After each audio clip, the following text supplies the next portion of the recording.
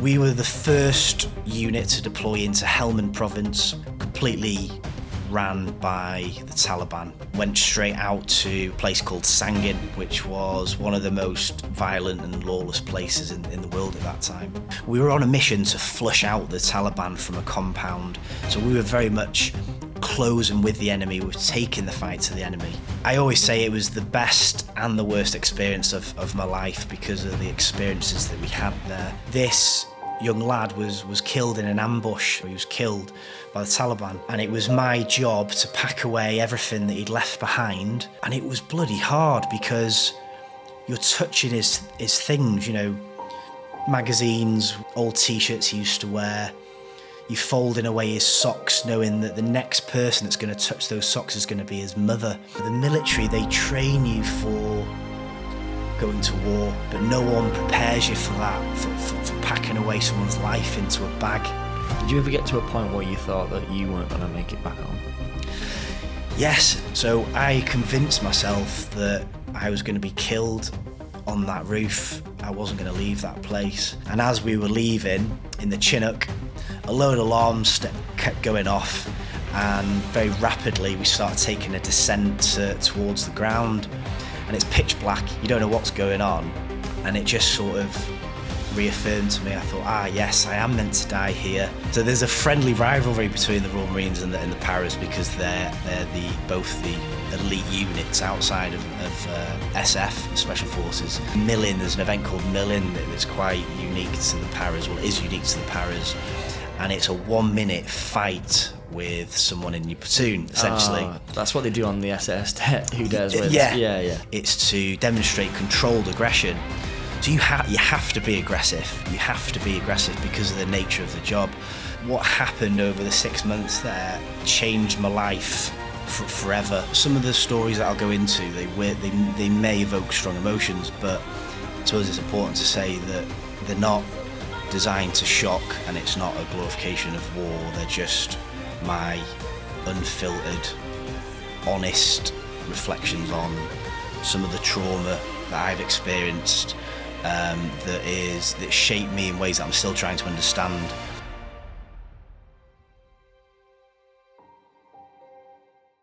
Welcome back to the #1 podcast here in Liverpool. We're joined by former paratrooper, counterintelligence operative, and author of his best-selling #1 book, Beyond the Drop Zone, Andy Williams. Pleasure to have you on the podcast, my friend. Thank you. Thanks for the invite to come here. So, Andy, obviously you've been through a lot of stuff in your life, but what would you say is the 1 minute summary of your life for someone who doesn't know who you are?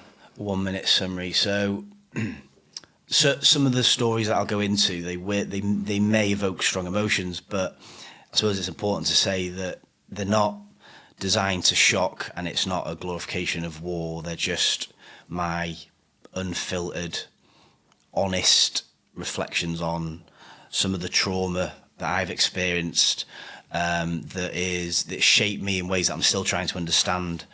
So a 1 minute summary would probably be, I had somewhat of an unorthodox childhood between North Wales and Saudi Arabia.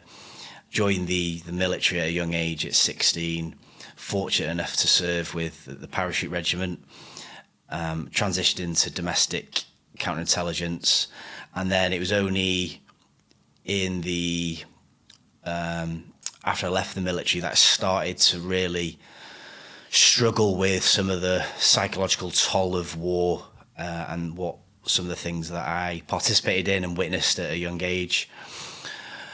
Very fortunate enough to come out of that, and now I'm in a position where I can talk about my experiences, and as I am now a serving operational firefighter. So obviously you said that you'd started your military career when you were 16, but what made you want to start at 16? So I have a really small family. My mother abandoned me at a young age. I was a toddler, and my father worked and lived abroad. I had an older sister and older brother. My older brother is 15 years older than me, and he joined the Royal Marines when he was 17. So growing up, I didn't have any kind of male role model figure other than my brother. And coming from a small town in North Wales, I looked up to him massively. And so when he joined the Royal Marines, he would come back on leave on a weekend or whatever, and he'd tell me all these stories of being in the Marines. And as a young kid, it's fascinating to hear.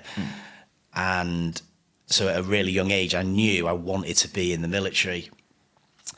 There isn't a great opportunity in the town that I grew up in. It's everybody knows everybody. It's quite a small town, and so the idea of adventure and travel, it was quite exciting to a young lad. So I think it was my older brother that ignited that fire in me to join. Yeah, but obviously, since your brother was a Marine, what made you want to be part of the parachute regiment? Yeah.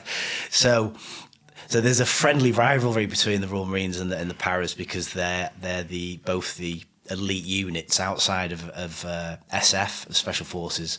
It's the hardest units to get into in the UK.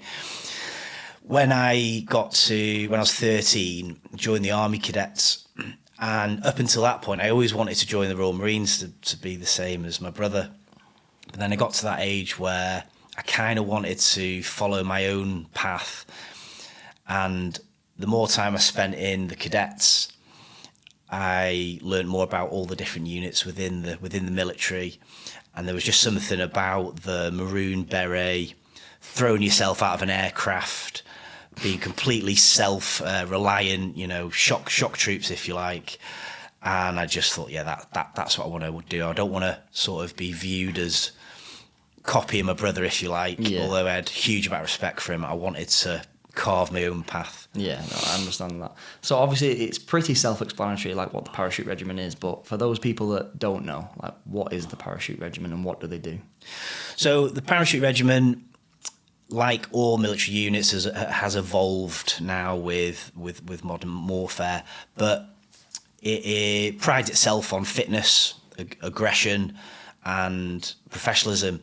So back in the day, they were designed to parachute behind enemy lines, completely self-reliant. So everything that you need is on your back, and you're designed to work. You were trained to work behind enemy lines and take the fight to the enemy. So for that, by that very definition, you have to be fit, you have to be aggressive, you have to be good at following orders.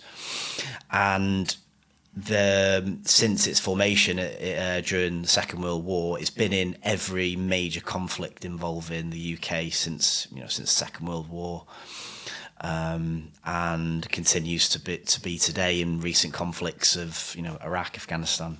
What was the kind of training required to become a paratrooper? So it's extremely physical. It's extremely physically demanding. It's a 30-week course. Don't quote me there or thereabouts. It may have changed in recent years. It's a long time ago since I left. And then you'll then go on to do another month in Oxford at Brize Norton to get your parachute wings. It's a misconception that you have to be superhuman when you first arrive at the depot. As long as you've got the right mindset and you want to be there, it is very much a progressive training course. They need to see that when the chips are down, you've got nothing else. You're not gonna give in, and they do that through physical training. Different types of soldiering, like living in the field. There's quite a high retention of information, from trauma to fieldcraft to navigation. There's a high retention rate. But there's two things that people tend to struggle with. One is injuries, because it's so physical. You'll be doing some kind of fitness several times during the day. If you include like the beastings, as we would call it. What would you say? Like, what kind of sessions did they have? Like, walk me through your standard paratrooper session. So, I suppose an average day would consist of a run in the hills first thing in the morning, boots on in the North Yorkshire moors. So it's it's horrendous weather, raining sideways 10 months of the year, hilly. There's no flat ground. A run, and then they slowly introduce you to carrying weight on your back, which is a really important thing that you have to be able to do. And you get people that are physically fit, but then you put a Bergen on the back with weight, and it's a completely different ball game. Yeah. Completely different ball game. It's a different type of fitness. And then throughout the day, to break you down, you'll get what we'd call them as a beasting or a thrashing, and that is typically blanket punishment. Somebody's done something wrong. Somebody's water bottle isn't full to the top, and then everybody will get punished for a couple of hours, and that can be anything, sit-ups, burpees, press-ups, stress positions, and the idea is to break everybody down and then mold you into the soldier that they want you to be, and then you grow together as one unit. What would you say is the difference between the standard army pathway and the paratroopers beyond the physical, beyond the physical training? So the parachute regiment is one of the only units that has a selection process. So you have to want to be there, and you have to pass the selection process. So at the end of the training, there is a fitness event called P Company. So it's a week long, and it consists of several really tough physical and mental events. The interesting thing about the events is they're all designed to replicate something on the battlefield. Right. So, for instance, you have a log carry, and it's a telegraph pole with lengths of rope attached to it, and you have to carry it across a 3-mile hilly route as a unit. And the interesting thing is, 8 of you start, 6 or 8 of you start, but if 2, 3 of you come off, the log still has to get over the finish line. If you're the last person carrying that log, you have to drag it over the finish line. And the log used to be a pass or fail event. If you let go of that log, you're off. You fail P Company, and you'll either be transferred to another unit or given the opportunity to do it again. And the idea behind the log race was to replicate carrying a piece of ammunition, an artillery shell, for instance, to the battlefield. There's a stretcher race which replicates carrying a casualty on the battlefield. There's milling. There's an event called milling that's quite unique to the paras. Well, it is unique to the paras, and it's a 1-minute fight with someone in your platoon, essentially. That's what they do on the SS. Who dares wins? Yeah. So it's a bit like that in a ring of it's in a gym. People be sat around you, holding you up. But the key thing is with the milling, it's to demonstrate controlled aggression. So you have to be aggressive. You have to be aggressive because of the nature of the job. But you have to be able to turn it off at the drop of a hat. And that's the idea behind milling. You're not allowed to protect yourself. You're not allowed to guard. You're not allowed to hook. It's just straight punches, and you don't take a foot backwards. So you literally stand, you can't move? Toe to toe. Right, okay. And you can be knocked out, knocked down loads of times. As long as you get up and you show that controlled aggression, you can still pass the event.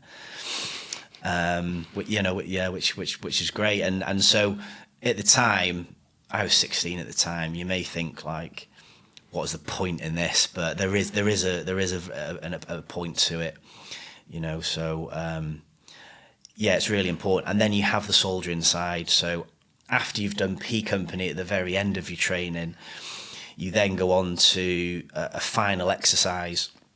It's called Operation Dynamite Mole. So it's designed to push you mentally and physically in the field. I'm not sure where they do it now. When I did it, it was up in Scotland, and they would subject you to sleep deprivation over 3 days, and you'd have to dig a trench.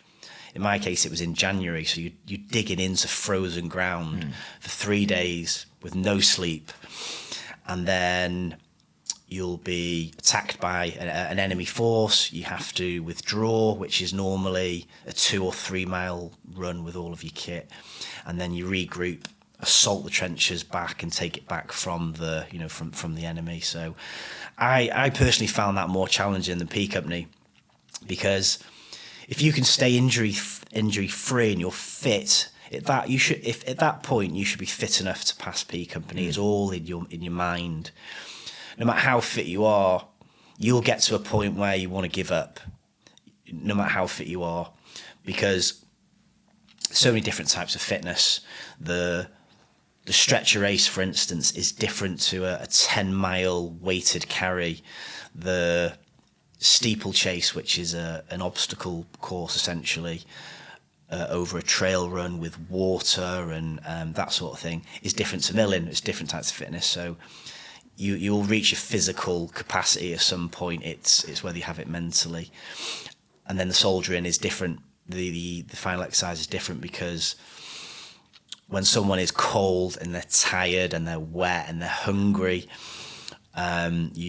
it truly reveals who you are, who your character is, and how you work in a team. And then there's the parachuting side. So I knew people that passed everything. So they'd passed nearly 30 weeks of training, and then they find themselves at Bryce Norton to complete their parachute training, and they get in the door of an aircraft at 1,000 feet, in the doorway of a Hercules, and you can hear the slipstream. It's noisy, you're absolutely shitting yourself, and they've said no in the door. They've said, I can't do it physically. I can't throw myself out of the door. And then they'll just be transferred to another unit, because obviously it's a key. So they'll never be given a second chance at that aspect of it. Yeah, if they have a good record, they'll be given another chance to go and do their jumps. But some people are just, it's a difficult position to be in if you've not experienced it, where it's just completely mind over matter. No matter how you feel psychologically, you've just got to tell yourself, I'm going out of that door, because whether it's jumping out of an aircraft or it's assaulting a compound, you have to be able to override that thought of, I don't want to do this. Every part of my body is screaming at me that this is not safe, and it doesn't make sense to do it, but you have to do it. Otherwise, you would fail as a unit, as a fighting force. So you mentioned, obviously being exhausted, you mentioned being hungry, sleep deprived, or in that sort of fear circumstance where you've got to jump out of a plane and you really don't want to do it. But what are some mechanisms or methods that you use to, when you're feeling like that, to override and just do the thing? Yeah, it's a really good question, and it's something that I've learned more about as I've got older.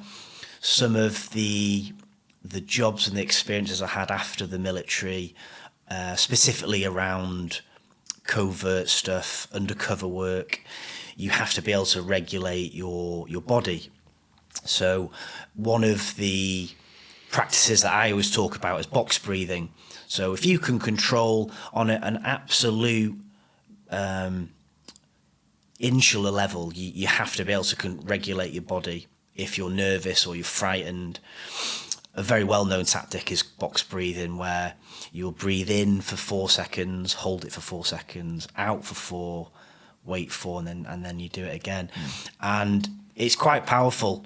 Next time that you might be nervous before giving a presentation, or you're at the start line of a sporting event, it's really effective at just grounding you and just giving you a little bit of space to think. So that'd definitely be one. The other one is, you shouldn't be in that position if you're not ready to do it. The staff would have observed those traits in you at some point. The training is designed to expose that. So they're probably a couple of the things that you can do to regulate your emotions. Yeah. So say you've done your 30 weeks of training, and then you come into your 1 month where you start learning, how to parachute. How does that 1 month start? Lead me from the start to the end. Yes. So it's separate from your basic training is in North Yorkshire in Catterick for the paras, the Gurkhas and the Guards. So what are the Gurkhas? So the Gurkhas, they originate from Nepal, and they're a formidable unit of themselves. The para training, we have our own separate part of the camp, so you're sort of kept away from the other units. And all of your training up until your P company, your pass out parade, will all be done in North Yorkshire. You'll then be, if you pass all of that, you will then be given a place on a jumps course, which is it's near Oxford in Brize Norton. And it's run by the RAF, by PGI, so they're parachute instructors, like jump instructors. And again, it's very progressive. So you'll start by learning how to land. They have mock wooden structures that you'll jump off, and they'll teach you how to keep your knees and your feet tight together, and then how to roll when you land. And then they'll have mock hangars with parachutes in, so they can actually put you in the harness, and you'll go through and rehearse what you're going to do in when you're 1,000 feet up. With the military parachuting, it's static line, so that's different from free fall. So what's static line? So static line means that your canopy, your parachute that's on your back, it's attached to a cable inside the aircraft. So as you exit the aircraft, the cable that you're attached to will automatically pull your parachute out of the bag. Right. So you don't have to pull a release cord. There's none of that. It does it for you. But there's a tactical reason for it. So military parachuting is designed for low level, and you parachute with all your kit, your weapon, your container with all your ammunition, your rations, your water in it. So you don't have to do anything other than throw yourself out and land. Free fall's different. So the low level parachutes that the paras use, you could jump anything as low as around 300-400 feet if you needed to. But it's also very dangerous because it leaves little room for error, even though you have a reserve chute. And because it's designed for low level and it's tactical, you hit the ground quite hard. With free fall, as you're coming into land, you can do something called flare, and you'll pull your pull cords down, and it'll like even you out, right? Yes, it's almost like stepping off a curb. Military parachuting is likened to jumping off a 12-foot wall, but then you add to that wind direction, undulated ground. You've got your container, your weapon, so the injury rate can be quite high. Right. But why can't you do the pull thing right at the end? Because of the altitude that you're parachuting, and it's not a square parachute as in free fall, which they're steerable. Right. They're just designed to get you out of the aircraft, get to the ground as quickly as possibly. I mean, it's exhilarating. It's one of the most exciting things you could do, but it never got any easier. It was still scary every time that you had to do it. And then for the paras, you get extra pay for having your parachute wings. Now, operationally, it's not something that is done outside of special forces in modern warfare, just because it's such a high risk tactic. But the capability is there. But yeah. So obviously, once you did all your training, when was the first time that you jumped out of the aeroplane? And what was the feelings like before you jumped? So going back to the training at Brize Norton, so you'll then, from the training in the hangar, practicing to land, how to get out of trouble if your canopy is in twists or there's some sort of an issue. You then go up and you do your first parachute jump, and you'll begin with half a dozen of you jumping out of the side of an aircraft. My first one was out of a tailgate of a Skyvan, which is quite unique in itself because there's no slipstream. It's just once you throw yourself out the back, it's complete silence until you hear almost like the chug of your canopy opening, and then you will build up to the point where you're jumping out at night. there's 20, 30 of you jumping out of either side, port and starboard at the same time. That creates its own problems because there's so many of you in the sky at any one time. So, you have to try and avoid not to get entangled with anybody. And then when you go to the battalion, you have to do so many parachute jumps a year to maintain your qualification. I mean, I can't remember what it is now. Let's say it's 2 or 3 a year. You'll do them on exercises. You'll go away and do them as part of your training. I was fortunate enough to go away to Canada to do 2 weeks of cold weather training and parachuting there. There's exchanges you do with foreign military, whether it's the French Foreign Legion, over to America. That gives you the opportunity to earn your American wings, your French wings, whatever that might be. But yeah, it never got any easier. Yeah, at all. From the first time to the last time, it was exactly the same. I think you just become more comfortable with the feeling, with the nerves, and it helps in other areas of your life because you're familiar with how your body's going to react when you're extremely nervous and under stress. I think there's a saying for that. Like, I can't remember who said it, but he said that things don't get harder. The tools that you use to do them just get lighter in your hands, almost. Like as if it just becomes, as if like, oh, this is just part of the process, but I can just do it now. Yeah. But so obviously, once you were fully done with your paratrooping, you'd graduated and whatnot. Where were you first deployed? So I was posted in the parachute regiment. There's three battalions, we call them. So 1 para, 2 para, 3 para. 1 para now support UKSF. They support Special Forces in a support role. And then there's a TA para for 4 para. So you'll be posted to one of those 3 battalions. A battalion consists of around 900 paras. And you get posted to depending on where you needed, basically. So I was only 17 when I finished training. 2 para were currently on a tour of Northern Ireland, so I couldn't go to 2 para because I wasn't old enough. You have to be 18 to deploy. Right.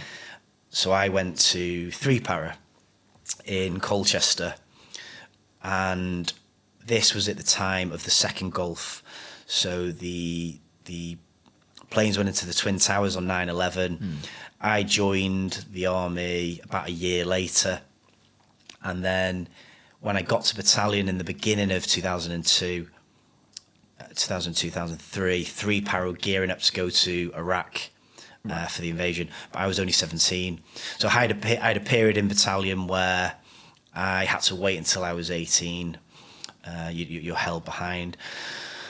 It was only a short deployment. The battalion came back. My first operational deployment was to Northern Ireland, to West Belfast. So this was coming to the end of the troubles of what was known as the Op Banner campaign in Northern Ireland. What was that? So Op Banner, it's the longest conflict that the UK has been involved with, dating back to the 60s. So that is UK operations in Northern Ireland for the Troubles. We were deployed for the marching season, so around July every year there are like historical marches between the Catholic community and the Protestant community in Northern Ireland. We deploy there to have a presence on the ground and help manage there's always, at that time there was always some kind of civil unrest that would happen. So it's your riot training, your public disorder training. I'd only just turned 19 at the time, but I always think back to that deployment because it was unlike any other deployment I ever did. And what I mean by that was that we were in a place that looked similar to the UK. I'd never deployed anywhere else like that in the military. And the people obviously are just like you and I, of course, and it was a different type of conflict because it wasn't, we weren't patrolling the desert in vehicles, we weren't defending a compound, we were in riot gear, and it was very close, very personal. and very frightening for an 18-year-old. So what type of things were you doing? So if there was any kind of civil unrest, we would support the police service Northern Ireland. And you're talking, there could be thousands at a demonstration.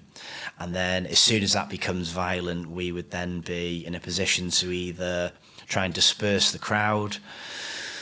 A lot of the frustration and the anger would often be directed towards us and the police.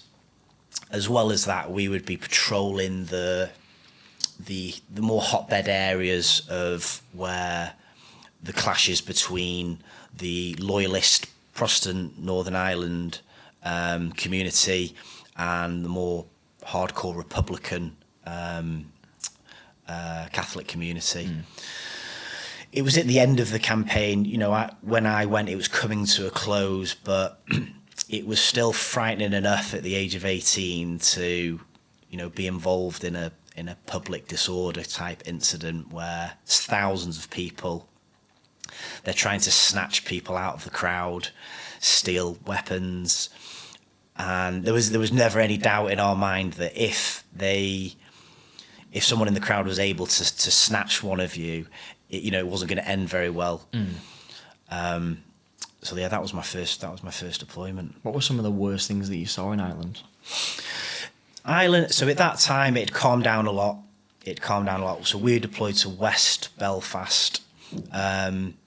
What was quite frightening was there was an incident where we were almost overrun by the crowd, to the point where we couldn't really control the area of operations that we were given. They, like I said, they were trying to snatch soldiers out of the crowd to kidnap them or just beat them up quite severely. There was an instance where members of the crowd got into the back of one of the. We were driving around in what's called a snatch vehicle, and it was termed a mobile coffin, and it's just I suppose like a Land Rover that's semi-armoured to protect you against any pipe bombs or anything of that nature. Because we were overrun, they're able to get into the back of the vehicle, pull all of the equipment out. They're trying to tip the vehicle over. It's just quite a frightening thing to be involved with. But other than a very real risk of like serious injury, there was no rounds fired or anything like that. Lots of petrol bombs thrown at us. And then when we weren't on the ground patrolling or having a presence at the demonstrations, we'd be in the camp training, intelligence briefings, that sort of thing. So obviously, once you were done with Ireland, where were you next sent? So I was very fortunate that when I joined, it was quite a busy period.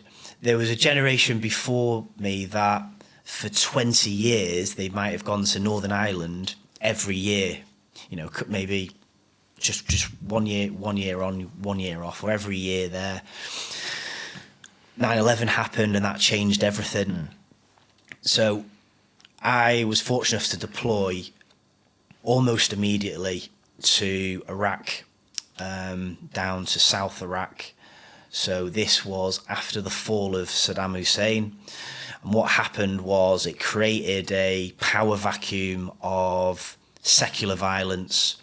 He had ruled Iraq under such a dictatorship for so long.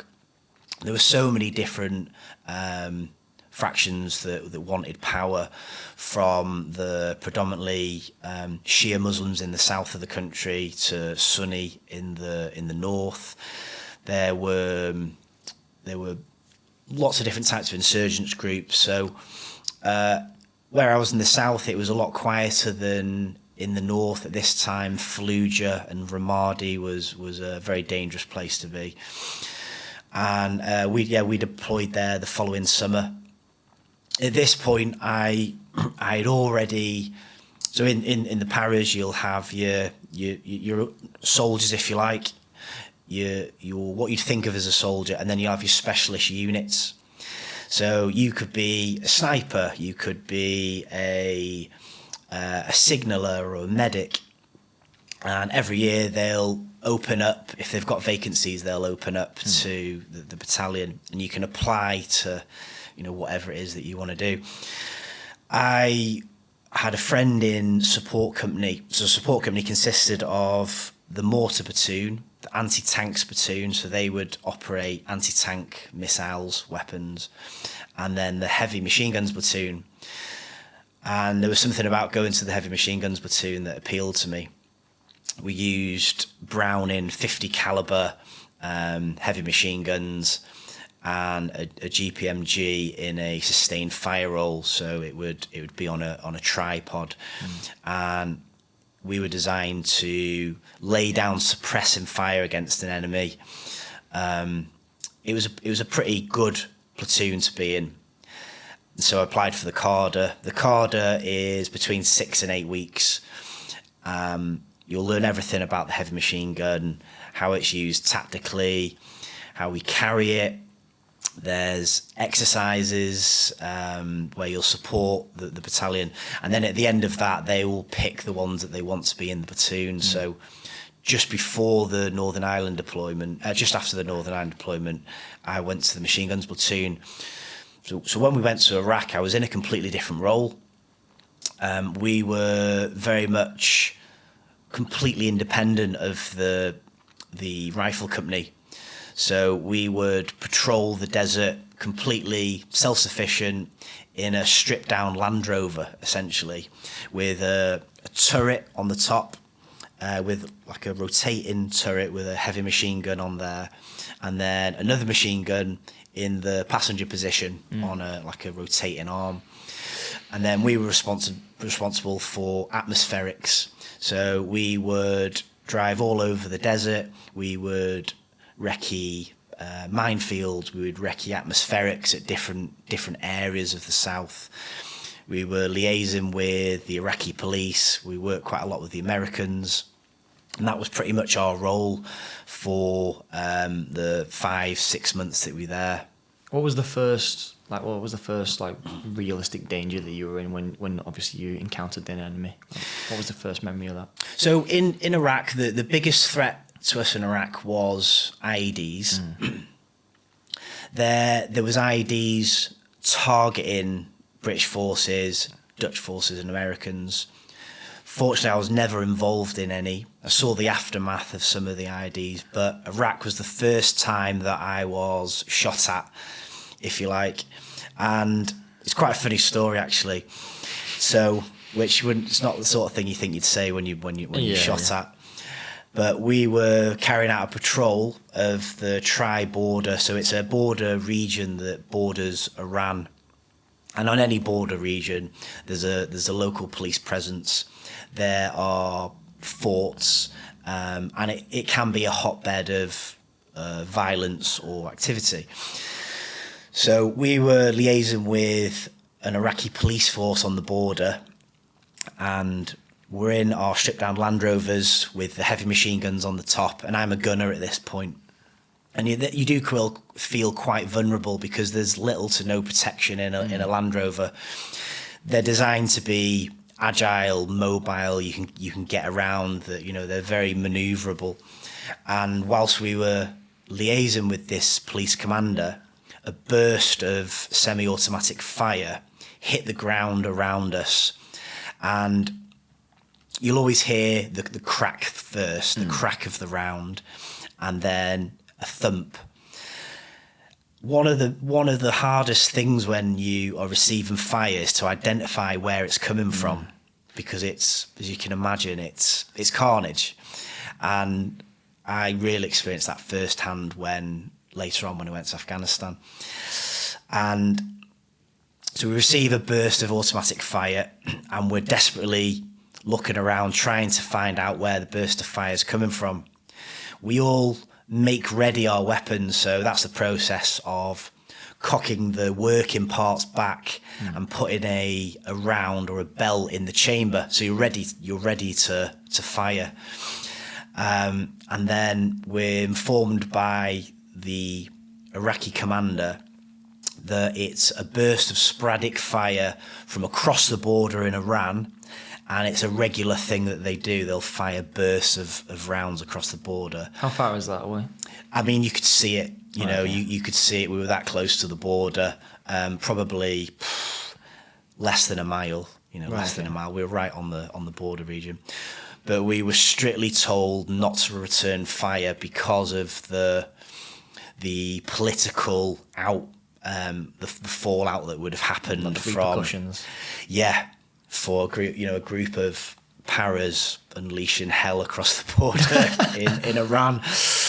And the rounds were not. They were not. It wasn't accurate fire. It wasn't like someone was trying to shoot us. They landed in our general direction. But that was my first experience of being shot at. What was like probably the sort of, that was in Iraq, but then you Yeah. said you went to Afghanistan. What was the time difference there? So we came back from Iraq. We started to hear about Afghanistan, that we might deploy to Afghanistan. We kind of dismissed it. We thought it won't manifest to anything, or it'll be another deployment where not a lot will happen. But we were completely wrong. What happened over the 6 months there changed my life forever. I always say it was the best and the worst experience of my life because of the experiences that we had there. We were the first unit to deploy into Helmand province, which is a lawless region of Afghanistan in the south, completely ran by the Taliban. It was like the Wild West. And at that time, they'd not seen any foreign forces there since the Russians were there in the 80s. So we deployed to Afghanistan in the summer of 2006. And like I said, we didn't think that it'd be anything other than assisting the security forces there, the Afghani police, training them, having a presence on the ground. But what we learned quite quickly is that wasn't going to be the case. At the height of the UK involvement there were 10,000 British soldiers there. I deployed as part of a machine guns unit and went straight out to a place called Sangin, which was one of the most violent and lawless places in the world at that time. So what was your first mission in Afghanistan? So we flew into Sangin, and it was an old. So the buildings there, they're mud compounds. They're made of straw and mud, and they're designed for the scorching heat of Afghan. So before we were there, it was occupied by the Taliban. We walked into this compound, and it consists of several rooms and a large flat roof and a bit of a courtyard. So as a machine guns unit, we had sentry positions, so a sandbagged position looking out to the distance, and our aim was to stop the Taliban from overrunning that compound, for taking over it. That was 24/7, so we had 3 or 4 gun positions. There had to be someone on there all the time, looking out into the town and the valley, constantly scanning. And then additionally to that, every day we would put a patrol out on the ground, and we would go out into the town, into the district centre to have a presence. We were only supposed to be there for a week or so, but because of how violent and how kinetic that tour ended up being, we were there for nearly 3 months with no relief. So that was 3 months. We all had we used to call it a contact chart. So it was a bit of cardboard that we'd taken off a ration box. And then every day we would time and date it, a bit like a journal, but you would write how many times I've been shot at today. Yeah, exactly. And then you'd find yourself, right, so was anybody injured or killed from either side? How many rounds were fired? What was directed at us? and everybody had their own. I've still got mine at home, a contact chart. And I worked out in 50 days there was only 2 days where the compound wasn't attacked or assaulted, or they tried to overrun it in some way. And this varied from a burst of automatic fire all the way up to a full multi-directional attack with mortars, rockets, to the point where they were close to coming over the wall and we were running out of ammunition. And then how that impacted me after, the more I think about it, I think, well, yeah, it was a completely human response to live in that sort of high octane state for 3 months. You know, you're mentally, you can't process it.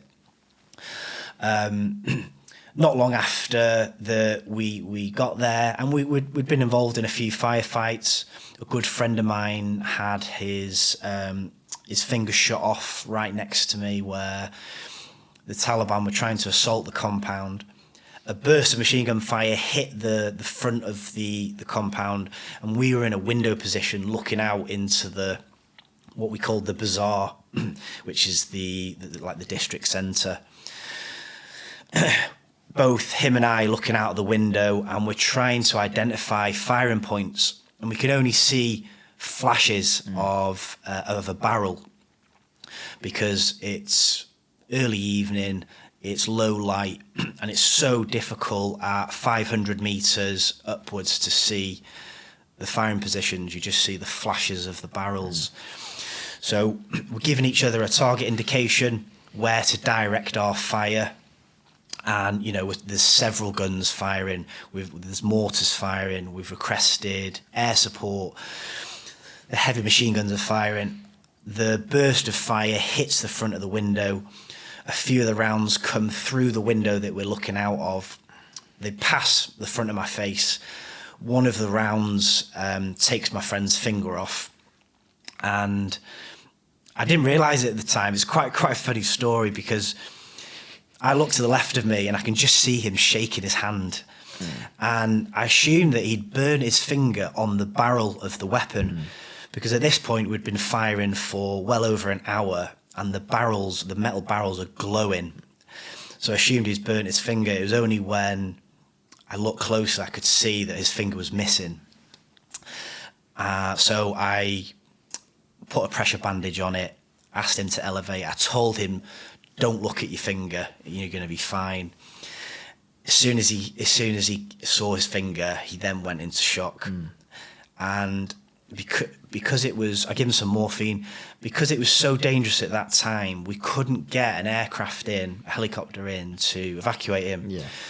So he was stuck there for a week. He was back on that rooftop the following night, fighting the Taliban, fighting off another attack with half of a finger wrapped in and that was one of my first experiences of a proper firefight when I'd first got to Afghanistan. So obviously you were defending the compound, but what was so special about the compound? Why did they want to override it? So the location of Sangin, where it is in the valley that it was in, it was very strategically important to the Taliban. So from there you had access to the Helmand River, which any river or dam is strategically very important especially for that part of the world. So it was important that we had these district centres. It was important that we controlled and dominated them and not allowed them to fall into the Taliban hands, because strategically across the wider part of Helmand, we were in a better position to hold the ground and then work on all the other parts of our mission statement, which was reconstruction, training the Afghan army, limiting the cultivation of poppies and opium. So strategically, it was very important. We had to hold that compound. When the UK withdrew from Afghanistan in 2001, I left the army years before. I left the army in 2009. All those years later, it affected me hugely, because we lost so many good men in Sangin, men actually there at the time, and then guys that had taken their life as a result of their experiences of that place. As soon as our hasty coalition withdrawal in 2001, it affected me quite a lot, because I thought we'd done so much to dominate that ground, and I couldn't help but think, what was it all for? You know, what does it mean now? You know, realistically. But I just take comfort in the fact that we did the best that we could with the information we had at that time. And the only thing that mattered, and any soldier will tell you this that has been in that kind of scenario, the only thing that mattered was looking after the person that was next to you, looking after your unit.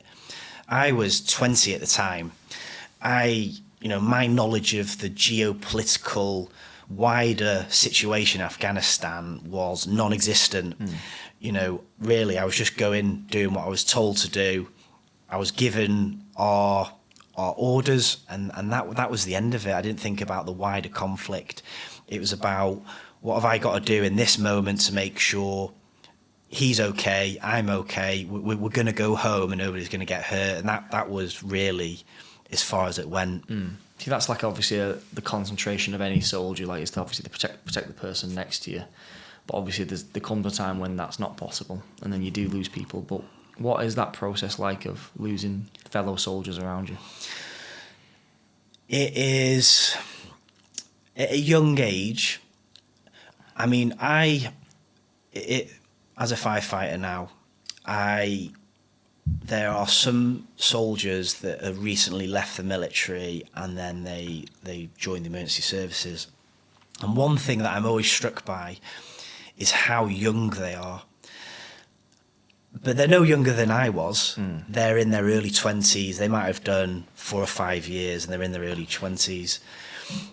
I was 20 at the time, it's so difficult to comprehend loss on that scale for people that age. I was fortunate enough to work with some phenomenal soldiers.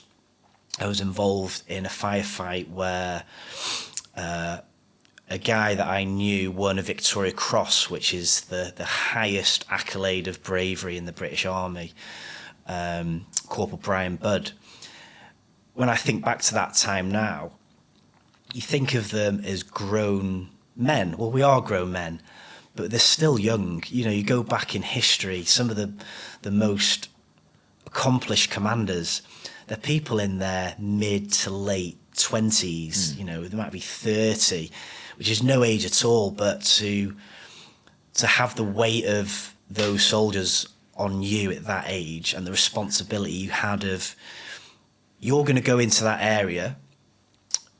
Not long after we arrived in Sangin, it was no longer termed a patrol, it was an advance to contact, because as soon as we left those gates, we would be contacted by the enemy. By that I mean ambushed or shot at, or some kind of an attack. So you knew what you were going. You knew that you were going to be attacked at any given moment. At the time, you try and sort of put it in a box because you've got a job to do. I was married. I had a pregnant wife at home when I was there at 20, and it sounds quite callous, but my way of getting through that was I didn't have any contact with home. That probably wasn't healthy, but I just felt like my mind couldn't be distracted worrying about stuff at back home. What I had to focus on was, is the gun clean? Is it going to fire correctly? Do we have enough ammunition? Do we have enough food? There was a time where we nearly ran out of food. Are the blokes okay, you know, physically, mentally? I think it's only when you come back that you reflect on it that it's a heavy burden to try and understand.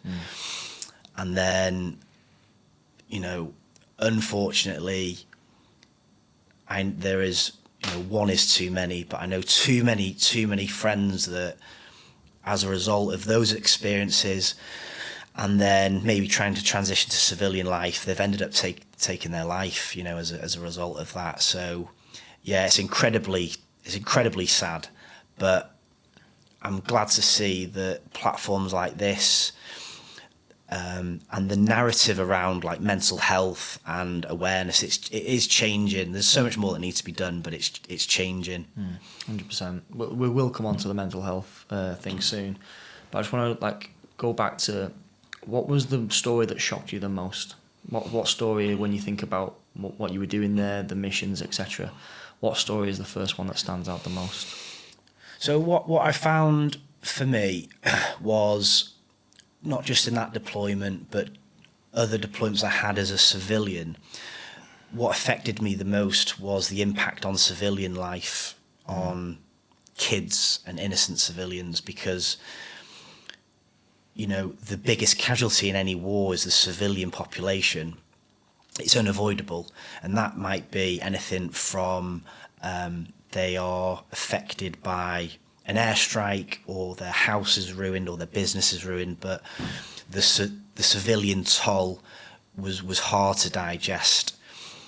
There was an incident in particular that I really struggled with for the years, and that was when a good friend of mine was shot through the neck, and I was responsible for taking him off a... We were on a mission to flush out the Taliban from a compound, so we were very much closing with the enemy. We were taking the fight to the enemy, and from the moment we left the compound gates, we were under an attack. So it started with a shoot and scoot, we would call it. So someone might run out of an alleyway, fire a burst of automatic fire, or fire an RPG, and then they disappear again. Because the Taliban don't wear a uniform. You know, 1 minute they're holding an AK-47, the next minute they're tending a crop, or whatever that might be. So throughout the day we were in like sporadic incidents of firefights, and it was carnage. And then we were taking the fight to the enemy, and they got to a point where we pushed them all the way up to the Helmand River. So they had nowhere to go. So the Taliban were literally fighting for their lives. We were ambushed to our flank, and a friend of mine went on to a flat roof, the first floor of a flat roof, and there's a half wall, and he just puts his head above the half wall to try and identify a firing position, and a single round passes through his neck, and he is obviously completely taken out. I'm not too far away. We hear over the radio that he's been shot, and him and a friend of mine are tasked to go in, evacuate him off the roof. When I first saw him, we both thought he was dead, because I'd never seen a face so lifeless and pale, like, you know, lavender lips, there's nothing behind the eyes, and we thought it was a body recovery. You know, we were just taken down off the lift, but then I noticed he was still breathing. And then we had the horrendous position to be put in where we didn't want to move him, but we were also under fire, so we had to make a decision. There's no right decision, but the risk outweighed the reward of, if we stay here, somebody else is going to get shot, and he's not going to get the medical treatment that he needs.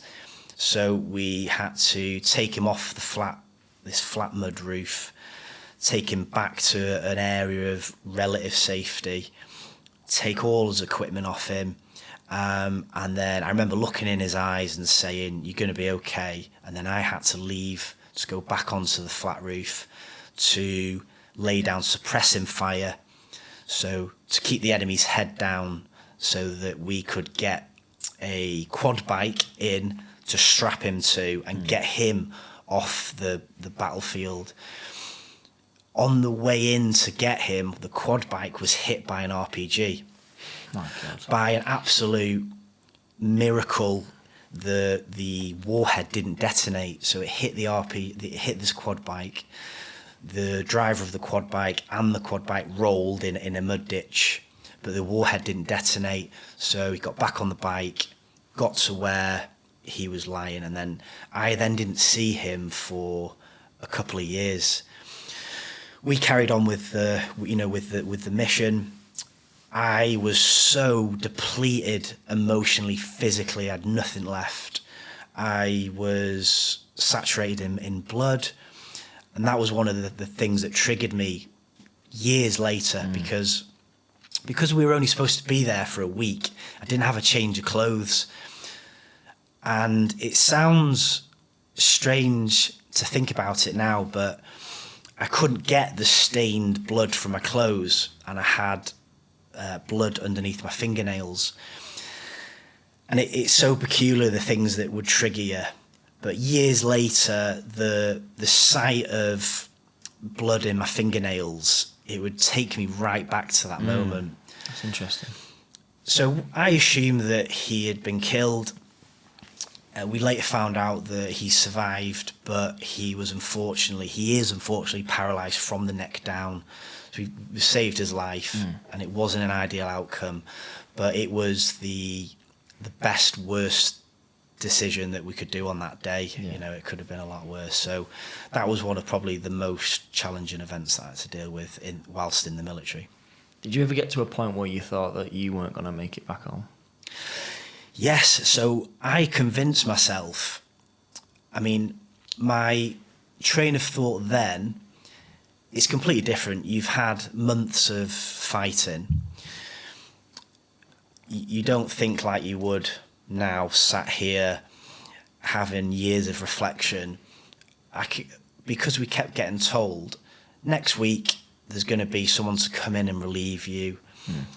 And then we'd be constantly let down. Next week you're going to go back to camp.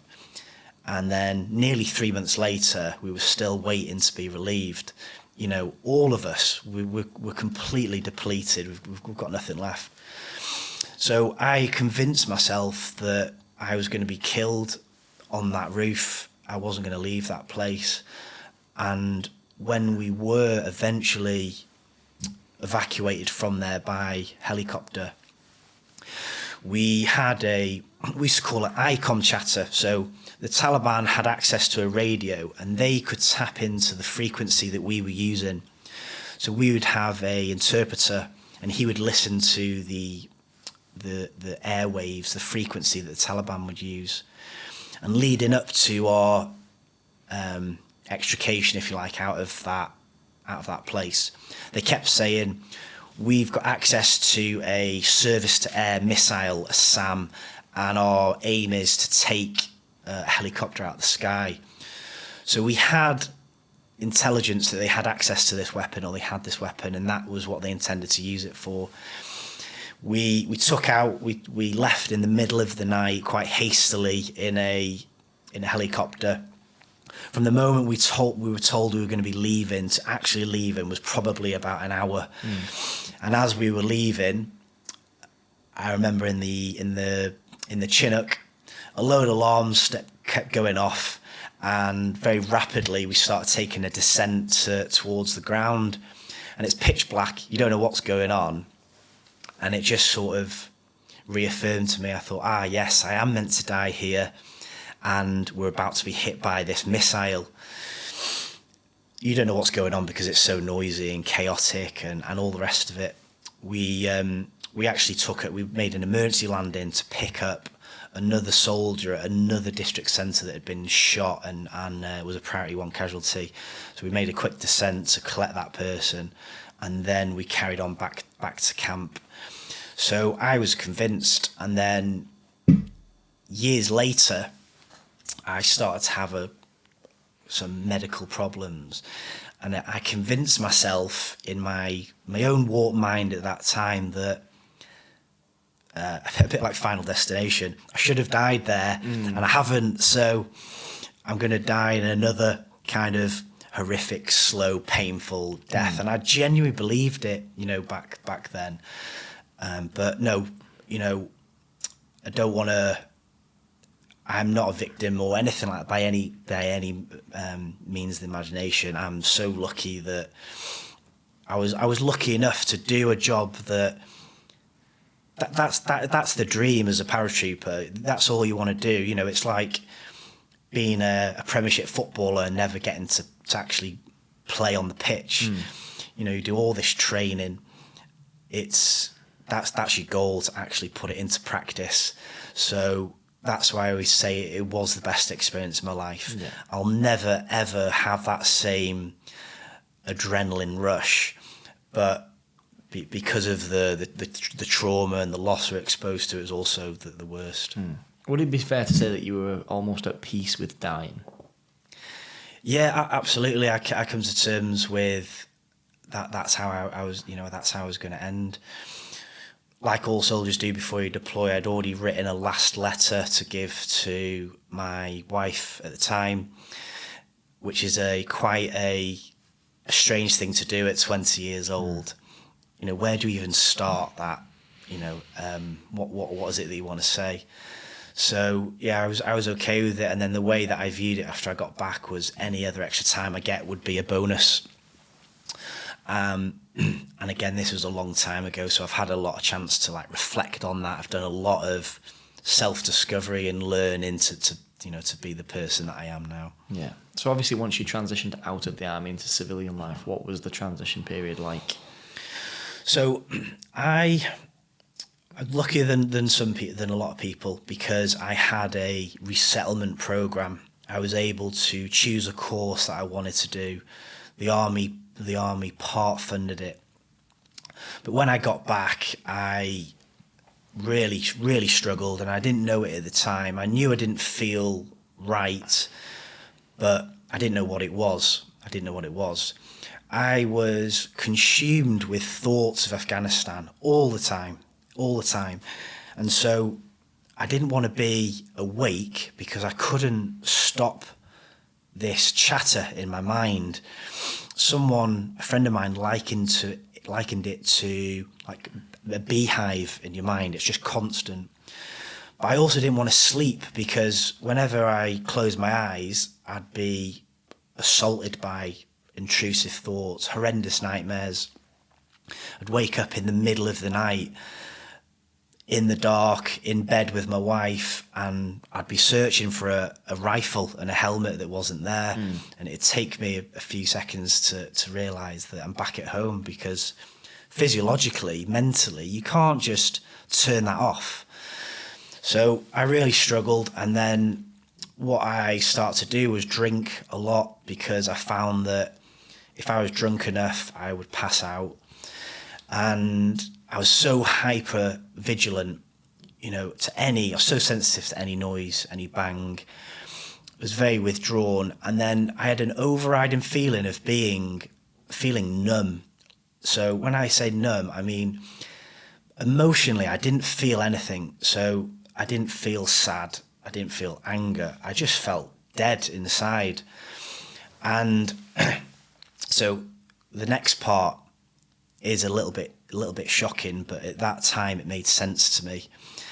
I used to order videos of people being executed off the internet, and my rationale behind this was, if I could feel something, if I could feel disgust or sad, I would know that I'm not dead inside. It's a human reaction. But I would sit up at night because I didn't want to sleep, and I would drink, and I'd watch these videos fanatically, every detail, horrific videos, and I just didn't feel anything. I was like a robot. So I wasn't in a good place, and there was only about 2 weeks after I got back that my son was born.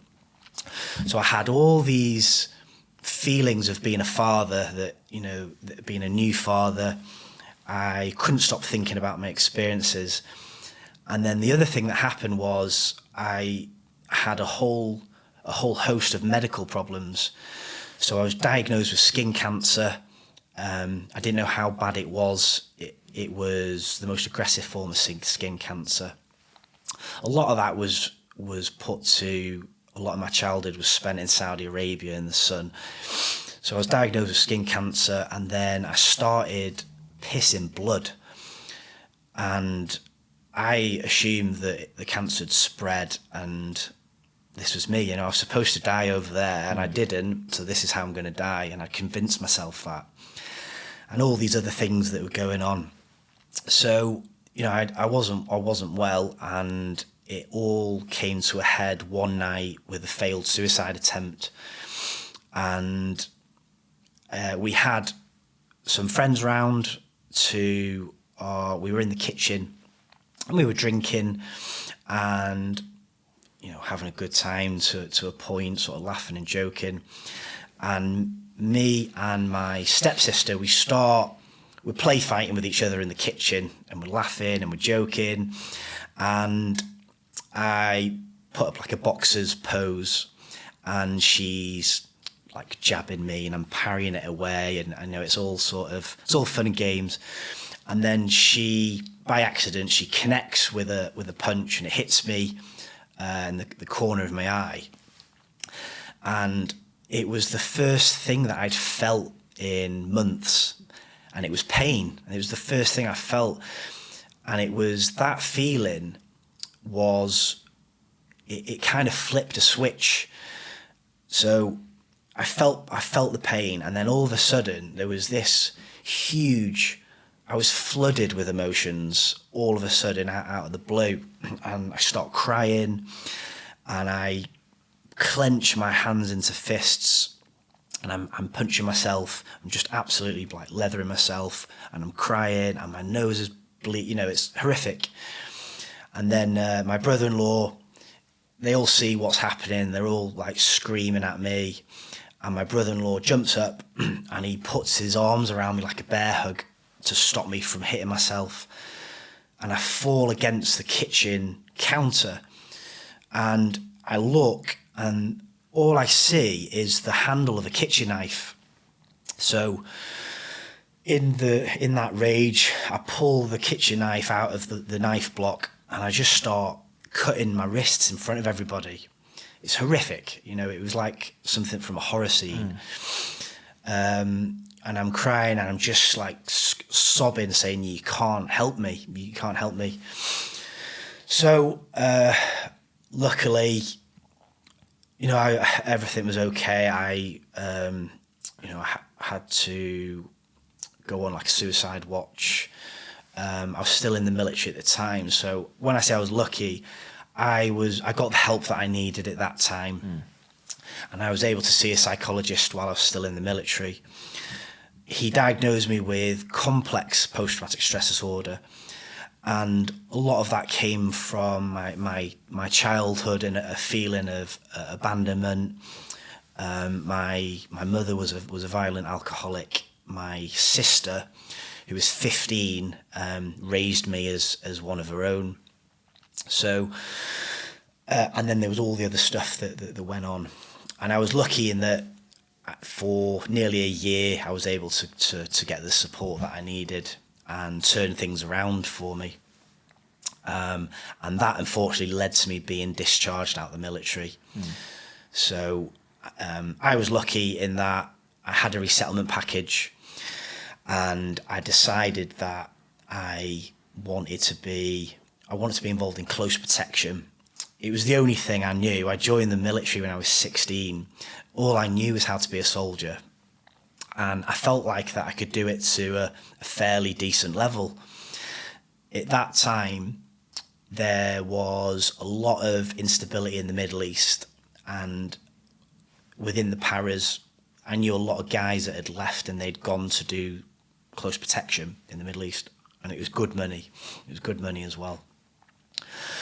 So I had no idea what I was going to do. I mean, the military was my identity. It was all I wanted to do since I was 11, 12 years old. I wanted to make my brother proud, my sister. I wanted to prove to my mother that I am actually worth something. You've made a mistake by abandoning me. And then all of a sudden that's taken away from you, and you think, well, who am I outside of the military? You know, the way I dress, the way I talk, everything. So I did a close protection course in Hereford. It was one of the most reputable courses at the time. I was very lucky to get a place on it. All completely ran by Special Forces, 2 months in Hereford. And it wasn't an attendance course. You had to prove your ability. You have to prove that you deserve to be there, sort of thing.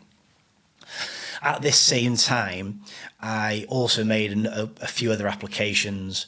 One of them was to the security services and to work within the intelligence community. I don't know how, but I had my initial application accepted, and then it was about an 18-month process of various types of assessments, both psychometric assessments, cognitive assessments. The vetting is obviously huge, and I won't go into the nature of the work that I was involved with, but I ended up moving into the intelligence community for a couple of years. It was fantastic. It was fascinating. I studied human behaviour, specifically around like radicalisation. I learned a lot of skills that helped me later on in life. There's a well-renowned Canadian sociologist, Irving Goffman, and he uses this analogy of we are all performers in life. So it's quite interesting. So he says that none of us have a fixed identity. He likens it to being a performer in a show.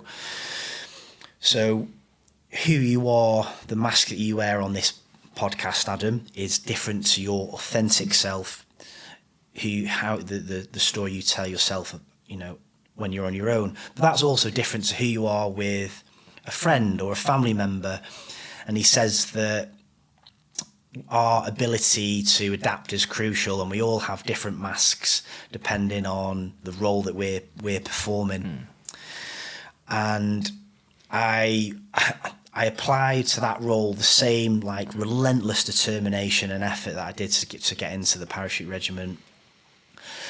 I learned that I was quite good at certain aspects. I was quite adaptable, had quite a good ability to influence or manipulate people. And I stayed there for 2 years. And the role that I wanted to move into was a master's level entry and department, which I didn't have. I left school with no qualifications. So I started a partly funded degree in psychology. And then at this time, it was in 2010, there was a Tunisian street vendor called Mohamed Bouazizi. He set himself on fire in protest to police corruption and government corruption in Tunisia. And that sparked the start of what was known as the Arab Spring. So all across the Middle East, Bahrain, Yemen, Syria,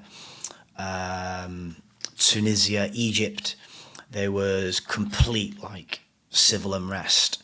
And what that did for people with my background is it created a load of interesting job opportunities. And so I was at a crossroads of my life where do I stay with the Crown Service, where nobody is in that role for financial gain. You know, it's you're working for the Crown Service. It's not the best paid job in the world. It's a secure career. It's very interesting, but I like the idea of going back to the Middle East and seeing what was available there. And the only person that knew the job I was doing was my sister, who was, although she's only 11 years older than me, you know, she was my surrogate mother, if you like. She was the only person that knew. And I went against her advice and I said, no, I'm leaving and I'm going to go out to get some kind of a close protection job. So the close protection jobs in the Middle East that you were doing, what did that kind of entail? So the private security industry, there's a whole spectrum of roles and jobs that you can do. Anything from the more high,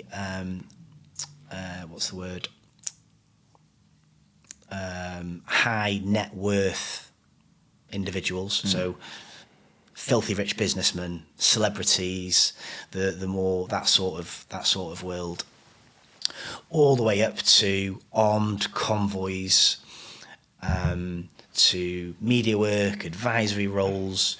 There's surveillance, undercover work. There's a whole spectrum of roles. And at that time, a lot of people were leaving the military to go and do that work because it was so well paid. The first job I got was actually for a high net worth family. So I work for a billionaire directly to the family, and we travel all over the world with him, and there was a team of 4 of us, and we were responsible for his safety and getting him from A to B safely and securely. I was only on the job probably 4 or 5 months, and then there was an opportunity for me to go to Iraq. At this time, we were just starting to see the emergence of the Islamic State, or Daesh as they'd call them over there. There was a huge vacuum in the Middle East for power since the fall of Saddam. He was always known as the guardian of the Eastern Gate. In my humble opinion, I always thought it was a mistake that we went into Iraq. Afghanistan was different, completely different. Why? Saddam was very much a Arab nationalist. He kept everybody in check in that region of the world.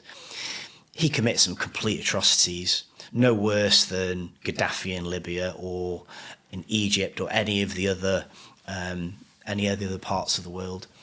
But I think our involvement in there created so much hate towards the West and recruitment for Islamist fundamentalism. So I went back to the Middle East with an American company, and I started off as arm protection. So we had clients from America, and during the reconstruction of Iraq, if you like, they would tell us, right, I need to go from here to here. And at that time, it was more dangerous than when we were there as a military because the Americans had withdrawn. It was just private security forces. So what's dangerous there is that if you're assaulted or you're attacked, there's no one coming to rescue you. You can't call fast air. You're on your own. You're self-sufficient to a degree. You might have a quick reaction force that can come and support you, but you don't have the might and power of the coalition forces. And so they would just say to us, I need to go from here to here, and we would plan and orchestrate the whole operation. One of the challenges was we worked with local nationals, so you'd have an expat, usually an American or a Brit, Special Forces, Royal Marines, Paras at that time predominantly, and then you'd have a team of Iraqis of varying abilities. Some of the interpreters had worked with the Americans quite extensively. They had American accents. They were okay soldiers. Others had come from essentially Bedouin tribes. They'd never put a pair of boots on. Their road safety is just non-existent. So that came with its own challenges. And knowing who you can trust, because there are checkpoints everywhere. Some of them are legitimate. Some of them are run by militant forces with their own agenda. So I learned a lot about reading body language, realising people's intent, learning about what motivates people and how I can use that to my advantage because my life depended on it. So it was something that I had to learn quite quickly. So was there any time when you were doing the private security details that anything went wrong? There's a few occasions. I was arrested once and thrown in an Iraqi prison only for a night. I mean, it was a plainclothes police officer. There was a discrepancy over a serial number on a pistol that I had, because everywhere you go, you'll get to a checkpoint. Right, I want to search the whole vehicle. I want all of your paperwork, because you have to have paperwork signed off by the Ministry of Interior to move anyway. There's no freedom of movement. And they hold all the power. So if they want to mess you around, they can. You've got to just play ball. But a few years later, well, there's a couple of incidents. I was in a position where I need to be careful how I word this. I was responsible of the safety for a media team in a rebel-held part of a Middle Eastern country. And I had to rely on the word of a rebel commander for our safety. And this was in an area where there was known ISIS cells operating. And this was at the height of the caliphate, where the Islamic State had claimed parts of Mosul and Syria as the Islamic Caliphate. These are the times of the beheadings and the videos that we're all familiar with. And there was also another occasion where I was with a different media team, but we were embedded with Peshmerga fighters. So the Peshmerga they're Kurdish fighters. There is the Kurdish people don't have a state. They're spread over parts of Turkey, northern Iraq, Syria. They are some of the most welcoming, humble, friendly, reliable people you'll ever meet. And they're formidable fighters. But the Peshmerga, when I went into Mosul, when the Iraqi security forces, their special forces are called the Golden Division. And in 2014, the Islamic State, they walked through Mosul. So Mosul is the second largest city in Iraq. They walked through Mosul, slaughtered hundreds and thousands of people, targeted minority groups, specifically the Yazidis. I went to a site where 19 Yazidi women were burnt in cages, set on fire for refusing to be sex slaves to ISIS. I think I remember seeing that. Like, horrendous. Is that quite a common thing, or was that a one-off? 'Cause I remember hearing about women getting burned in cages. Yeah, there was that recorded case that was quite well known, but the Christian community, there's a lot of people don't understand. There's a huge Christian community in Iraq. They were targeted, as well as the minority groups, the Kurdish, the Yazidis. 2014, they walked through Mosul pretty much unchallenged by the Iraqi security forces. They dug underground tunnels. They declared it the caliphate. There was public beheadings and executions and hangings and all that horrible stuff for 2 years. And then I was lucky enough in 2016 to go back to Mosul with a media team, on my own, just with a media team, and we were embedded with the Peshmerga fighters. So as they were taking the outskirts of Mosul, the small villages leading up to the city, they would assault a village, move on, and then we would be one bound behind. So we had the opportunity to be in these villages where ISIS fighters were there literally hours earlier. There were coffee pots that were still warm. And we had the opportunity to go into the tunnels, and it was extremely exciting, but also extremely dangerous, because with the media, specifically foreign media, there's this whole risk of balance. They have to get the piece to the camera. They need to get those stories, but their appetite for risk is different to, well, my appetite risk will be different to yours, be different to somebody else's.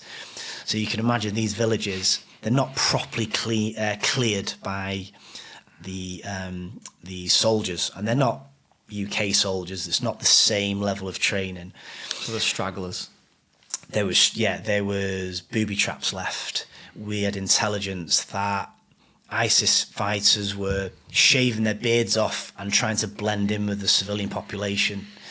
There were tunnels where there were IDs left underneath the rubble.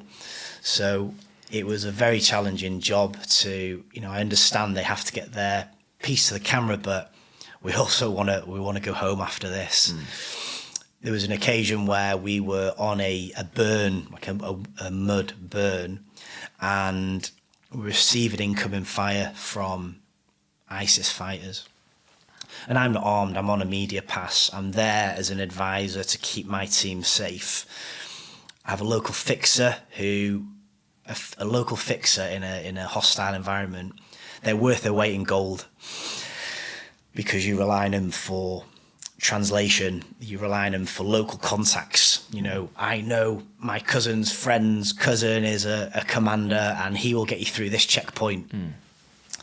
And whilst we're at that location, a vehicle-borne ID drove at our position at a distance, and we can hear all of the Peshmerga, the Iraqis.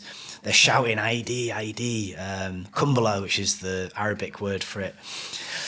And there's a volley of fire, RPGs, automatic fire, and they hit this vehicle. The vehicle comes to a stop. And I later learned it was a partial detonation, but it was a colossal bang, enough to throw me to my feet. And a journalist from another media team received a little piece of shrapnel in his shoulder. And whilst I'm lying at the burn, I look to my right, and the tripod of the camera that's with us has a hot piece of metal embedded in it. That's right next to where I'm lying.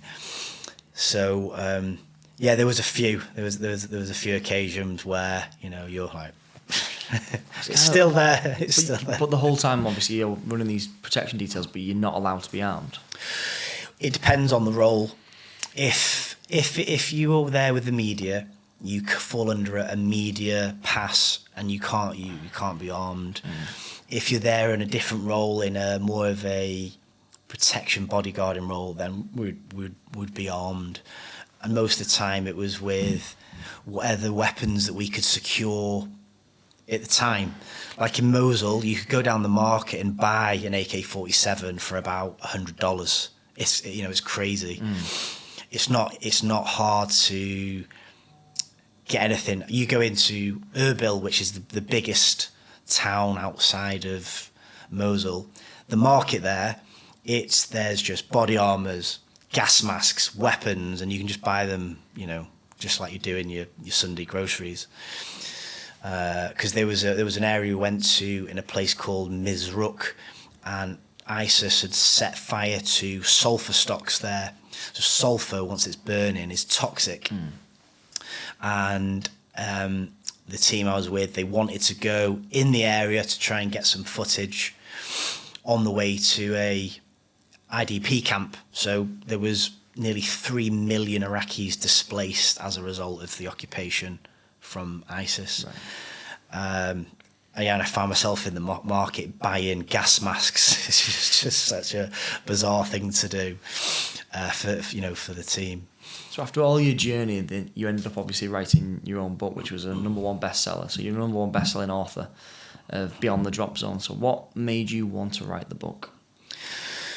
So there was a couple of things. I started the foundations of that book started way back in 2007 when I was at my absolute lowest, and I was speaking to a psychologist regularly, and I said to him, there was that many close calls and firefights over a short period of time. I can't even distinguish them apart. It's almost like psychological amnesia. My mind's trying to forget it.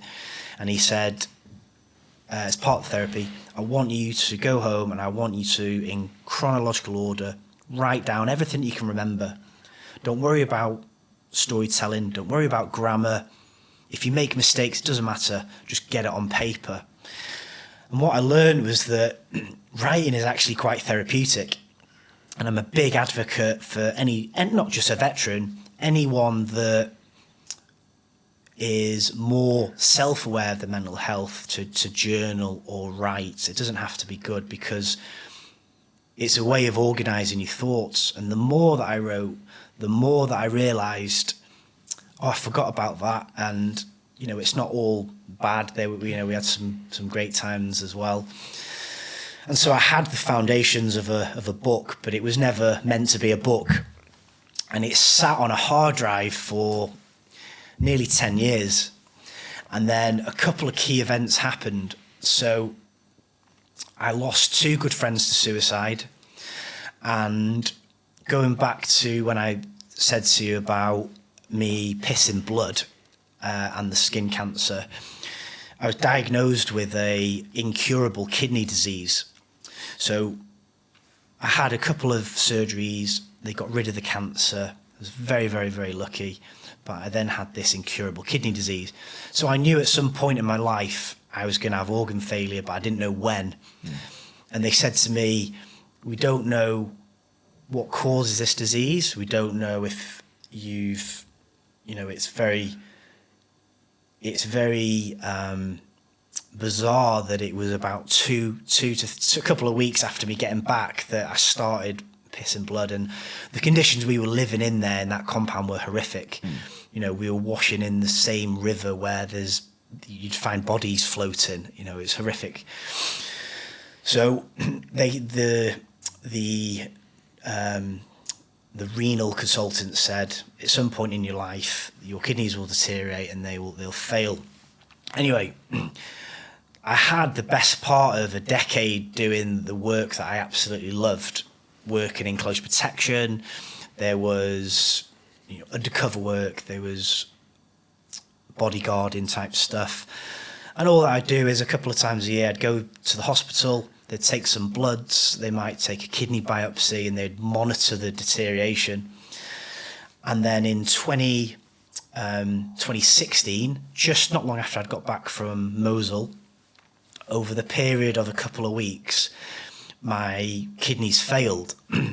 And I became very, very poorly very, very quickly and was rushed into hospital. I was put into an induced coma because the level of toxins in my blood, your kidneys filter your blood of waste and toxins. It was so high that they didn't know how I was still breathing. I had a tube put into main artery in my chest, and I was on life-saving hemodialysis. And I remember lying on what should have been my deathbed, and I said to myself, if I get out of this hospital, no matter what, I'm going to publish this book for my son. Because like so many other conflicts that have gone past Bosnia, the Falklands, for me, it's really important that those stories are not forgotten. Because in 10, 20 years from now, the Afghan conflict, Afghanistan, they're going to be spoken about less and less and less. Regardless of your opinion of should we have been there or not, a generation of young men and women have given everything to be there and to do the best that they can, and have sacrificed so much mentally and physically. So it's important for me that these stories are documented. And whilst I had my dialysis and I began writing, and there was probably 20 drafts. I'd write a section on childhood. I'd come back to it again and again and again. I'm an avid reader anyway. It's one of the key things if you want to write. You have to read relentlessly and learn what works, what connects with the reader, what doesn't. And at the end of the day, I thought, as long as it's my own authentic voice, I was very proud of this fact that I didn't use a ghostwriter. It all it was all my own writing. I used an editor to help me with the grammar, and he might say, you need to elaborate a little bit more on this, or can you go into more detail on this? But I was very proud of the fact that it was my own writing, and decided to publish it. 2017, I was very lucky that in a bizarre circle of events, my sister, who sacrificed her childhood from the age of 15, we'd been subjected to households plagued by domestic violence from my mother, from different partners. It wasn't very pleasant. She gave everything to raise me as one of her own at the age of 15. We lived on our own in a council flat in North Wales. She saved my life. And then all these years later, she gave me a kidney and saved my life again. And 2017, I had my transplant, and I've been, touch wood, been okay ever since. And then published a book. Finally published a book last year. So I surprised myself that people are interested to read it, and it resonates with a lot of audience. So I'm very grateful for that. It's an amazing story. She sounds like an amazing woman as well. So in terms of the book, obviously getting those words down on paper, did that would you say that helped you, or did it hinder you more so? Like, obviously, did it give you that sort of closure, or did it open old wounds? Yeah, really good question. Whilst I was doing it, there were parts that were horrific, because I felt like in order for me to give the reader a real sense of what it was like on the ground, what were the smells, what were the sounds, for someone that's never been shot at, how do you explain that to someone in a way that they can try and understand? So parts of it were horrific, and my wife was very tolerant. There were days where you have to relive it. But then when I finished it, it felt like a huge weight was off my shoulders. And I do a lot of public speaking now, a lot of keynote speaking, and there are times where I still get really emotional talking about it, because it's bloody hard. I'm still trying to come to terms with some of the experiences that I've had. But I would say that the writing it down, it helped enormously. Yeah. Obviously, there's a big word thrown around, like courage. Like, obviously, courage is a word that is used in the army a lot. But what does courage mean to you? What does it look like? Courage is, in fact, I've got a good story that would back this point. So, courage for me is not always in and amongst a firefight, closing with the enemy, making the best decision at the time with minimal resources. Just before I deployed to Afghanistan, I was tasked with packing away a young soldier's belongings in the barracks. And I remembered walking into the barracks, and you don't expect silence in a barracks. But that day in that room, it was completely silent. And I went over to his bed space, and there were a pair of trainers by his bed. There was a wash kit with a half zip with a razor tucked inside. There was a protein shaker on the side, as if he was going to come back at any moment, but he wasn't coming back. This young lad was killed in an ambush 72 hours earlier, and he was a young 19-year-old lad, and he'd sacrificed everything, and he was killed by the Taliban. And it was my job to pack away everything that he'd left behind, and it was bloody hard, because you're touching his things, magazines that had dog-eared pages, old T-shirts he used to wear. You folding away his socks, knowing that the next person that's going to touch those socks is going to be his mother. And I always thought that, the military, they train you for going to war. They train you for the carnage of a firefight. They train you for a plan, like going to hell. But no one prepares you for that, for packing away someone's life into a bag. So so I packed everything away as carefully as I could, cleaned what I could, folded what needed folding, and I remember folding the box, and I took one last look at the space that he'd filled only a few weeks earlier. And then I left the room, and I thought, for me, courage is not, it's not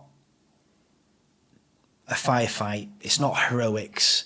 Sometimes for me, it is a full bag, a quiet room, and then that silence that stayed with me for years of packing his way. So, I hope that answers your question. Yeah, no. Like you're saying that it's like almost like a spectrum. Like there can be courage in many different ways. What was a real example of courage that you've seen on the battlefield?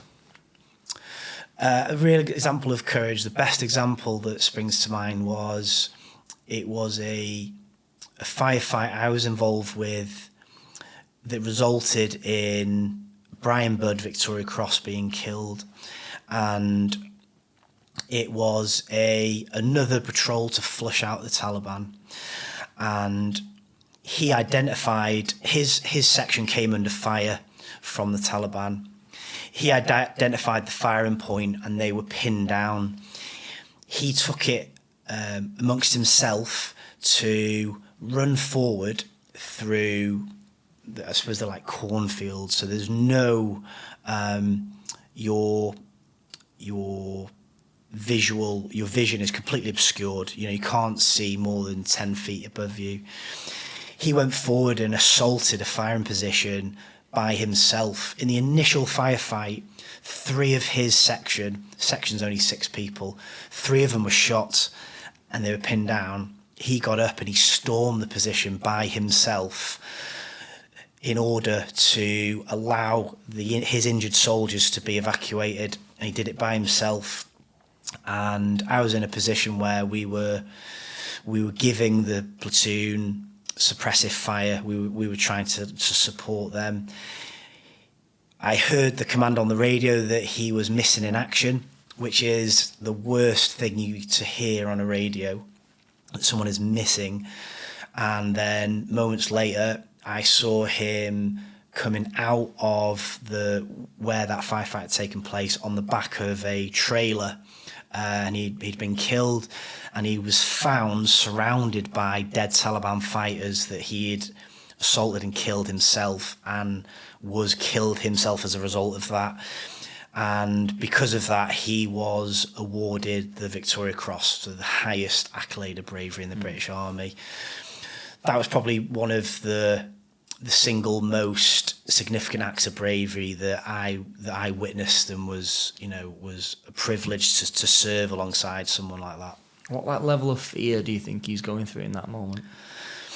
I think it is, you're going against every instinct of your body is telling you what to do. So it comes from experience, from being experienced and exposed to high stress situations.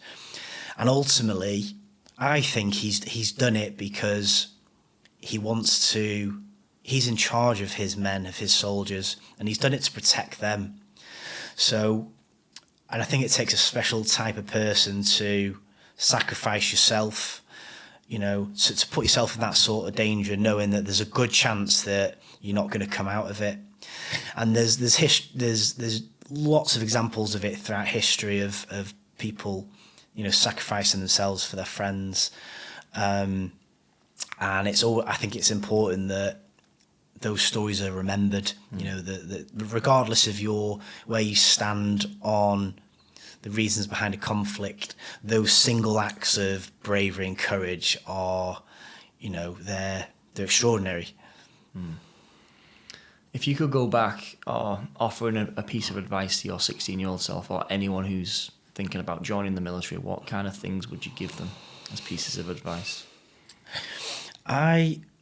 For a lot of years, because of the experiences I had as a child, I thought that I wasn't good enough. I could never get my head around the reason why my parents didn't want me.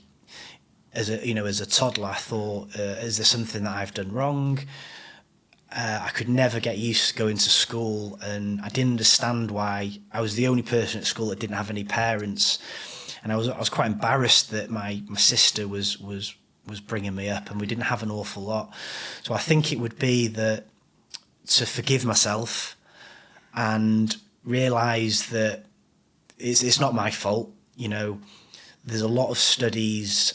John Balby, Mary Ainsworth, they study that they've proven that the first 2 years of your childhood, your ability to form a relationship with a primary caregiver, your mother, your father, it is astronomical, and that relationship is going to dictate how you form relationships as an adult, how you trust people, how you respond.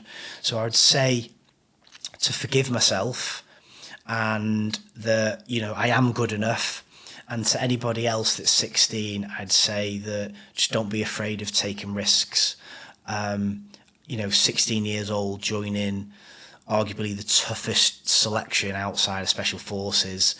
At 16, I was a boy going into that, but you are so much more capable than that you think you are. Don't forget your circumstances, forget your age, what you think you're capable of. It's all in your mind. It is all in your mind. I truly believe that. What are the 3 indispensable skills to have a successful career in the military? For me, certainly adaptability. There's been moments in my life where you have to adapt. You have to adapt to the circumstances you find yourself in. Never in a million years did I think I would work within the intelligence community as someone that didn't finish school and didn't have the best start. But adaptability is one. Your communication is huge. What I learn is that you're able to get something you want from someone. Now, this sounds quite manipulative, but it's stuff that I've had to use in a career to keep me and my team safe. So your ability to read people and communicate is paramount. And it's important to remember, nearly 90% of our communication is non-verbal. So when you think about that, what you're actually saying, the words you're saying are irrelevant. What matters is predominantly your body language, and then the tone, the pitch, the volume of how you're speaking. So really think about that when you're talking. A lot of the times it's not who's the best at something, it's who has the ability to communicate it. Adaptability, communication, or the ability to read people, and resilient. I mean, being resilient, I wish I'd prioritised self-care more as a younger man, looking after yourself, your mental health, your physical health. And I always think to people that struggle, I'm not a fan of lists, creative lists of things you've got to do. I like to think of it as what is the smallest next step that you can do. So if you're running a marathon, you don't think of the whole marathon. It might just be, I'm going to run to, that lamppost. I'm going to take 10 more steps. In your daily routine, you might have a load of things you need to do that feel overwhelming. But for me, building resilience is, what is the smallest next step you can do? And by law of averages, that's going to move you in the direction that you need to go, rather than be stagnant. Yeah, that reminds me of a story. I remember my dad used to read this story to us as kids. It's called The Horse, the Boy, the Fox and the Mole. Are you familiar? I've heard of the story, I'm not familiar. And it's basically it's just filled with loads of parables about life and how to break down life's adversities or whatever. And there's a scene where the boy's in the woods and he can't see the direction because the trees are so thick. And then the horse says, "Well, can you see your next step?" And he says, "Yeah, I can see your next step." He says, "Well, just take that." So he takes the next step. Says, "I still can't see." He says, "Well, can you see your next step?" And he says, "Yes, take that." And he says, "Put them, enough of them in front of each other, and then obviously you come to the clearing and you can see." But I like that. Yeah, I think it's a powerful, because any event I've ever done as well, it's like I remember I had a teacher as well who said this a very similar thing, and I used to be really bad with writing essays. I couldn't like think the big picture. I was a very like compartmentalized thinker. I had to like think, you know, I couldn't multitask. I had to just go like sporadically through things. And I remember she said, well, the task that you're doing isn't small enough. She said, you're trying to think about how you're ending the story before you've even begun it. She was like, just make the task small. And rather than thinking about the story, can you think about the paragraph? No. Well, think about the sentence. Oh, no, well, you can't do that. Well, just think about the next word. And it was about just building on that. And it's something that, like, I fully agree with, just taking them small steps and making everything manageable. We always end the podcast with the same last 3 questions. So, what is the worst piece of advice you've ever been given? The worst piece of advice. That's a good question.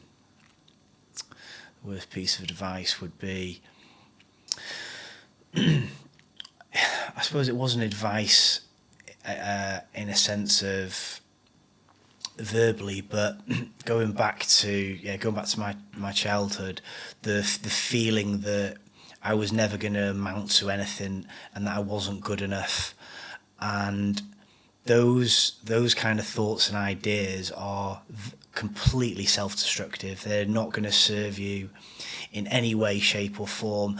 And a lot of the motivations behind some of the things that I've been fortunate to have the opportunity to do in my life, like public speaking, for instance, I go back to that feeling of feeling like I'm not good enough. And I almost do it in spite of my mother, which sounds, people have different things that motivate them, and you have to ascertain what it is that motivate them. Is it money? Is it ideological? Is it through their ego? And for me, that was always in the back of my mind, that I want to prove in spite of you that I am good enough, and that was a huge motivating factor for me. So I suppose it's more the feeling that, you know, I'm not going to amount to anything and I'm not good enough. I remember seeing that in a book one time. It talked about push versus pull motivators, of like, are you like the question was, or the chapter was, are you pushed or are you pulled? And obviously the push is like, you know, sort of the bad things that have happened in your life push you to do X, or the bad things that you've experienced push you to do whatever. Or are you pulled? You know, are you motivated by things like money or like attaining things and etc. So that is an interesting perspective. What would you say is the best piece of advice you've been given? The best piece of advice that I've been given is, I mean, again, it sounds a little bit cliche, but not to feel like you're not able to do anything that you set your mind to. And that might just be 1% increments, or it might just be your mindset. So one of the things that I do now is absolutely anything negative in my life, I will like get rid of it ruthlessly, you know, whether that's a person or a negative behaviour. When I was more in the security world, it was my job to stay up to date on current affairs and geopolitics, things that happen around the world. Now, if there's a video or there's some negativity, I try and cut it out to the best of my ability. I'll only allow it affect me if it's positive, it's going to help me, because, you know, we're in a world of digital media and devices, and your time is the most precious thing that you have on this planet. So what you choose to do with that time on a day-to-day basis is huge. So if you decide to look at videos of drone attacks in the Ukraine, I agree it's important that you must have an appreciation of how lucky that we are, you know, but it's not going to serve you by watching hours and hours of war footage. What you can do is pick up a book where somebody's life work has gone into that, to the production of that book. Like, I'm a big fan of Robert Greene, you know, the Human Laws of Nature, that those sort of books. What you can do is use to take 10 minutes out of your time to educate yourself, develop yourself. You never stop learning. Even now, as a firefighter, every single day I'm learning. And it doesn't matter who that's from. That might be someone that has only just joined the fire service. They're very young. They've maybe just come out of uni, but there'll be loads of stuff to learn. So, yeah, I suppose it'd be that your time is your most precious thing that you can use. So think how you want to choose that. Think how you want to spend that time. And then lastly, to you, what is the meaning of life? That's a deep question. For me, where I am at the moment, I have a son I'm extremely proud of. I never thought beyond writing that book, and since writing that, my self-critic in my mind, I thought there's going to be loads of people that are going to criticise me for the stuff in the book, because in any walk of life there's always someone that's done more, they've seen more, they've achieved more.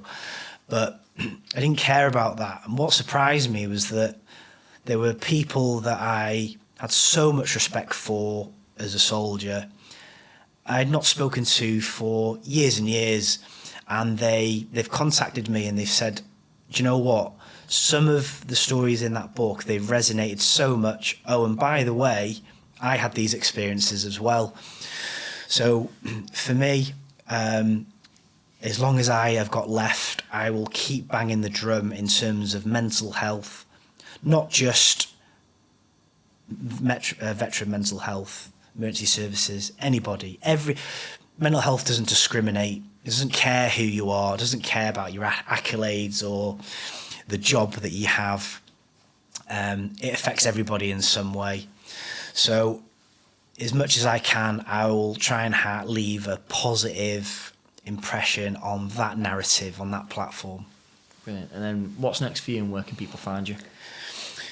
So I'm fortunate enough to be in a job that I love. It's exciting. It still challenges me.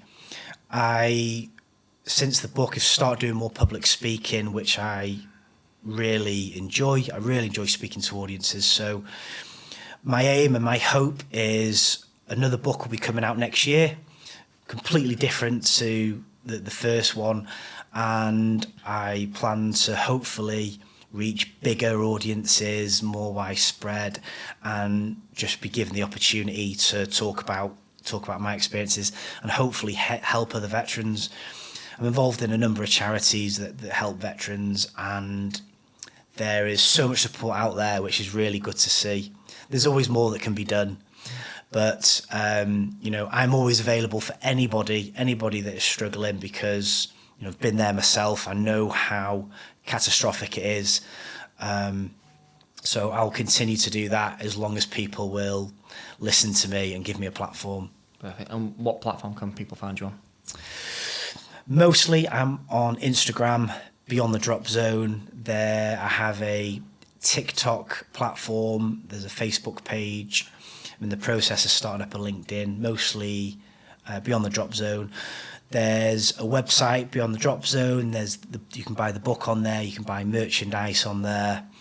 I think that's it. Andy, I can't thank you enough for coming on. You've had a very hectic life, almost a life that's really hard to pack into one podcast episode. But what a fascinating story it's been. A real pleasure to speak to you, and thank you for coming on. Cheers, Adam. Yeah, it's a pleasure. Thank you very much. Pleasure. Cheers.